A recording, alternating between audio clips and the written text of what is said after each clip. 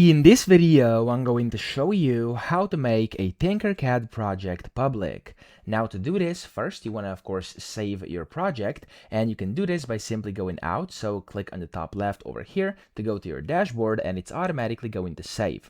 Now whenever your work is saved, you'll be directed to your dashboard, and here you want to find your project or design which you want to make public.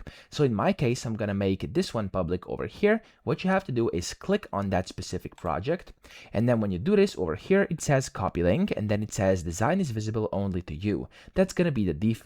But now to actually make it public, you want to click on change visibility to share. So click on that.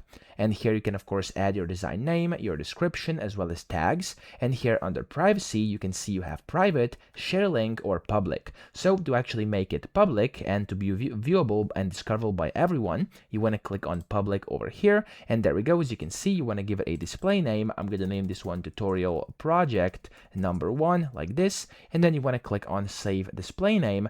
And there we go. As you can see, display name has been updated, and I can now save changes over here, and it's going to basically now be public. So sometimes you're going to have to do this capture confirm over here as well. So you just have to confirm you're not a robot, and whenever you do this, you'll be able to then save your changes, and that's going to make your project public. There we go. If I click on save changes right now, it's going to go through, and as you can see, there we go. The design has been made public. Okay, it says public pending top left. When it's approved, it's going to go public. So that's essentially how to do this. I hope this video helped you out. If it did, please subscribe to the channel and help me out as well.